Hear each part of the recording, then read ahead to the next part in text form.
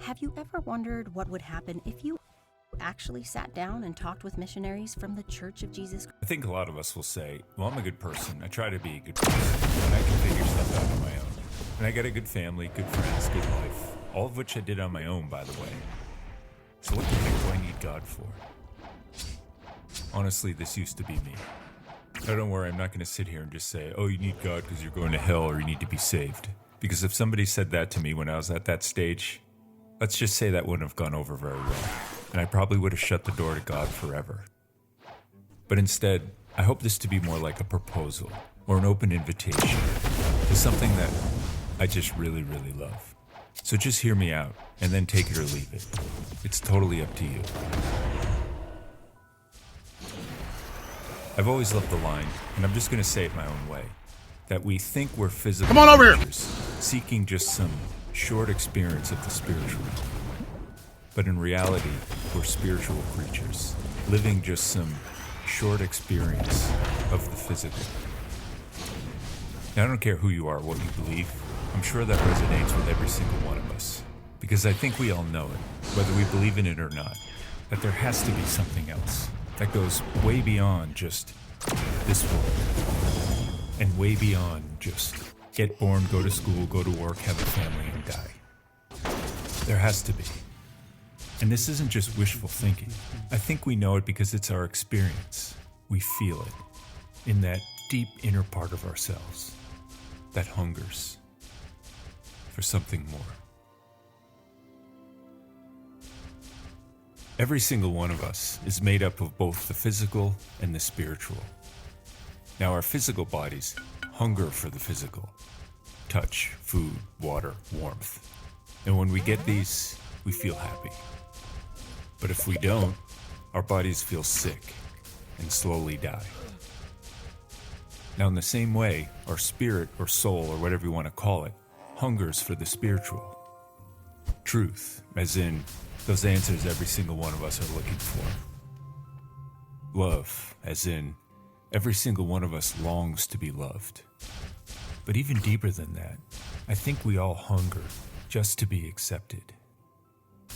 And goodness, as in every single one of us wants to be good and wants what is good.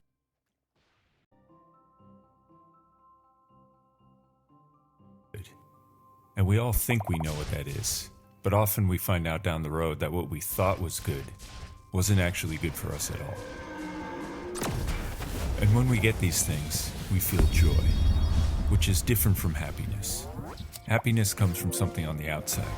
Joy comes from something on the inside. But when we don't, our souls feel sick and slowly die.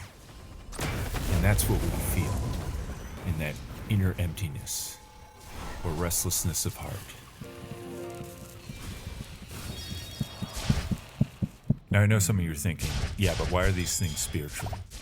Well, ask yourself, are these things in their most perfect, purest form something we've invented or something we discover? For example, math. 1 + 1 = 2 is still true, even if there were no universe. So math is something we discover, not something we invented. But it has to come from somewhere. So these basic fundamental truths predate us, but they have to come from somewhere. And that somewhere is what we've been searching for since the beginning of time. Okay, bear with me here. The best way I've ever heard to put this all together is something I'm going to steal from Fulton Sheen. Now, there are 3 levels in life, and every single one of us wants what is best, or what is higher. We're just built that way. Now, the bottom level is all about the carnal, pleasure, vanity, feeding my senses. As long as it looks good and I feel good doing it, then I don't really care about anything else. The second level is the level of intellectual enlightenment, all human knowledge, the arts and sciences, culture and society, humanity and the common good. Now, this level is much more grand than the first, but it only goes as far as our human understanding. The third level is the level of the spiritual. Basically everything else that goes beyond what we can see and touch, and beyond all our human understanding. This is where we find the source of pure truth that every single one of our minds was designed to seek, of pure love that every single one of our hearts was made to be filled with and to share, and the pure, perfect good that every single one of our souls desires.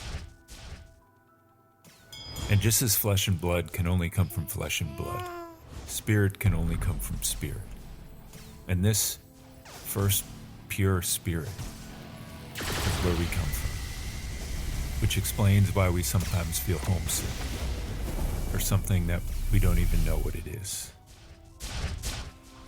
Has Perry texted you back? I don't want to talk about it. How was the math test? Don't want to talk about it. You need to talk to somebody. I just want to talk to a therapist. Can't afford it. And still, don't want to talk about it. Talkspace is free for New York City teens. And when you don't want to talk, you can discuss. Look, my therapist just texted me. Talkspace is now free for NYC teens 13 to 17. Now, if we live our lives down here in the basement, we're bored, miserable, and we don't get anywhere. Bored because any pleasure done in repetition only leads to boredom. Miserable because we're searching for all these things and things where clearly they can't be found. And we don't go anywhere because there's no development of our minds. Now, I'd say most of us probably live here, and we're good, loving, intelligent people. More or less. Because there's all the shades of these things here, but never in their fullness. And we live comfortable lives in our comfortable homes watching Netflix and ball games, and we're happy. Enough. But deep down, there's still a dullness. Something's still missing. And we ask ourselves, is this all there is? And inevitably, we find ourselves at the crossroads, where we start searching for this, or go back down here. I think there are actually very few of us who live here. I wish I could say I'm one of them, but I'm not. I think like many of us, I fight my battles in all three. But I know it's there, and I know it's real. And once we get just the tiniest little glimpse of it, we're like, that's it. That's what I need. And you can tell right away the people who do live here, because they're one, with an unshakable peace that's not of this world. And they're the most attractive people we'll ever meet in our lives.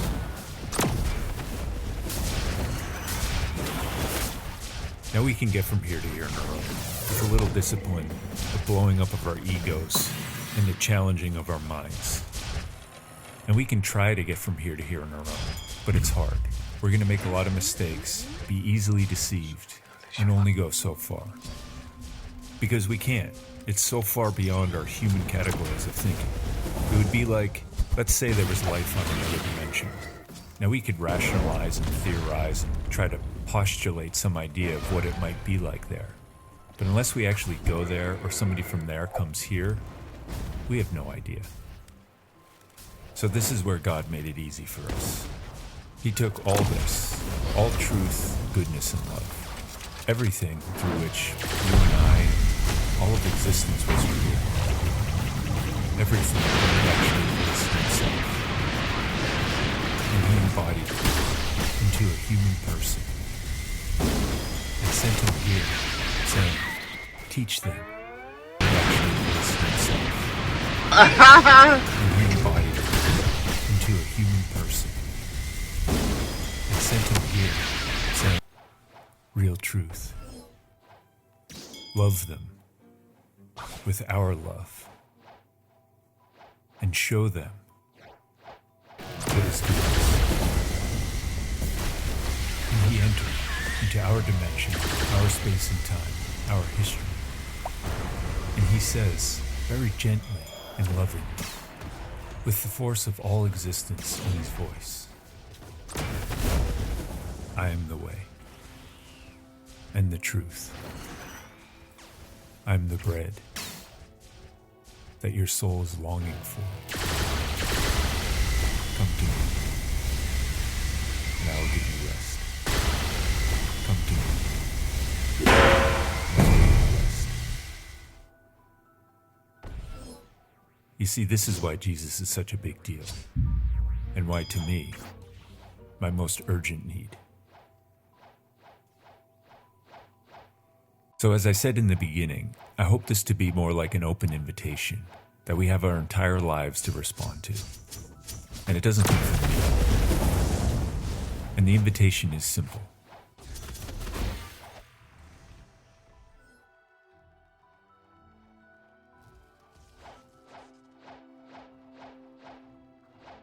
I just want to thank you all so much for watching this video, and all the videos, and all the comments, the good and the bad, all the emails, and to every single one of you who have helped us financially. I cannot thank you enough. If you'd like to support this channel, please check out the links below. We honestly cannot survive without you. And once again, from the bottom of my heart, thank you. I saw war. I saw bombing. I saw. I get all these comments from people who are struggling with something, some sin, whatever. I mean, who is it? And then they'll say, I just don't understand this God who supposedly loves me, yet I'm going to spend an eternity roasting in hell. And honestly, my reaction is I'm just shocked, because that's not the God that I know, and it kind of makes me sad because of that.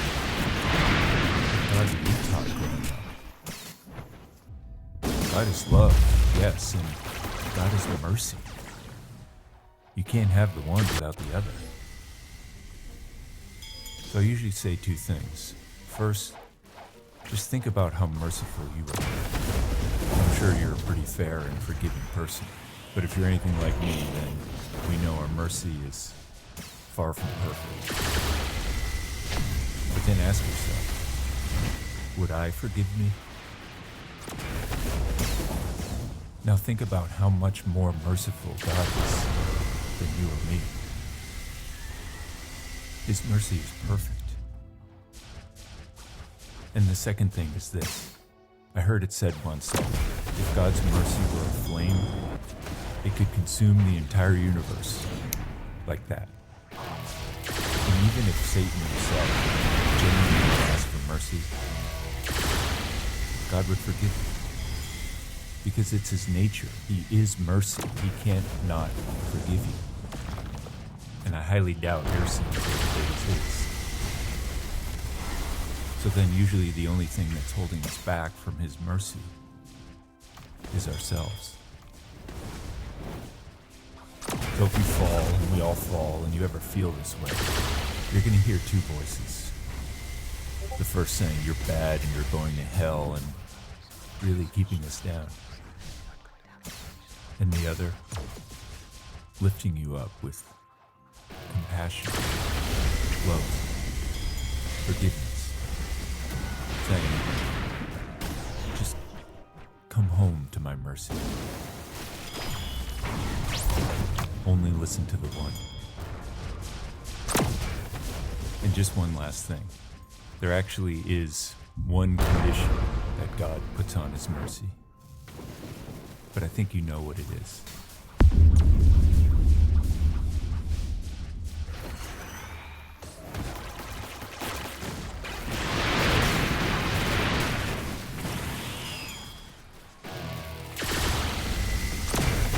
I recently found myself super irritated with someone, and I just happened to glance into something I was reading, and I noticed this tiny little paragraph at the bottom of the page that started off with, "He is a Christian who." Now that tiny little paragraph was such a punch in the gut, because I realized pretty quickly I wasn't being a very good Christian. Like, all around. Now it was written in the year 300 something by one of the greatest minds of Christianity. And I don't care what church you belong to, this guy had an influence on it. And it's just 14 short little phrases that I'm going to go through as quick as possible. And for those of us who go around calling ourselves so-called Christians, this is a challenge. And I hope it's not as big of a punch in the gut for you as it was for me.